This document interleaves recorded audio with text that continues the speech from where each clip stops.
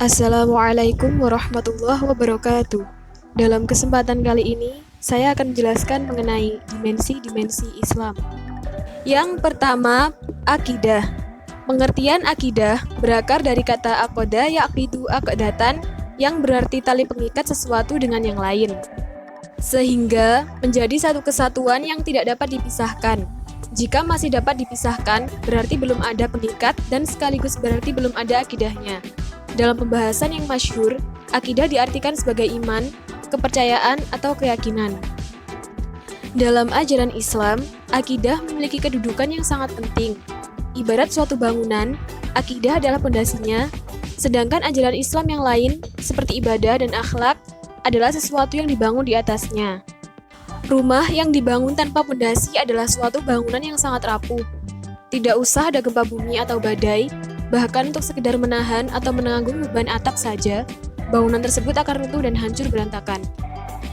Maka, akidah yang benar merupakan landasan atau asas bagi tegaknya suatu agama dan diterimanya suatu amal. Fungsi dari akidah diantaranya: 1. Akidah Islam adalah landasan bagi seluruh ajaran Islam. 2. Akidah Islam berfungsi untuk membentuk kesalehan seseorang di dunia sebagai modal awal mencapai kebahagiaan di akhirat. 3. Akidah Islam berfungsi menyelamatkan seseorang dari keyakinan-keyakinan yang menyimpang seperti bid'ah, khurafat, dan lain sebagainya. 4. Akidah Islam berfungsi untuk memastikan seseorang sebagai muslim atau non-muslim. Dimensi Islam yang kedua yaitu syariah. Pengertian syariah menurut akar katanya syara'a yang berarti jalan menuju sumber air. Sedangkan menurut istilah, syariah adalah hukum yang diatur oleh Allah Subhanahu wa Ta'ala untuk hambanya melalui lisan para rasul. Para rasul menyampaikan kepada umatnya untuk diamalkan dalam kehidupan sehari-hari, baik berbentuk akidah, hukum, akhlak, muamalah, dan sebagainya. Secara singkat, dapat dikatakan bahwa syariah Islam adalah keseluruhan ajaran Islam yang bersumber dari wahyu Allah Subhanahu wa Ta'ala. Kedudukan syariah yaitu sebagai sumber hukum dan aturan Islam yang digunakan untuk menyelesaikan masalah seluruh kehidupan. Fungsi syariah dalam lingkup hukum Islam adalah sebagai jalan atau jembatan bagi umat manusia dalam berpijak dan berpedoman. Selain itu, syariah juga menjadi media dalam menjalankan kehidupan di dunia agar sampai pada tujuan akhir dengan selamat.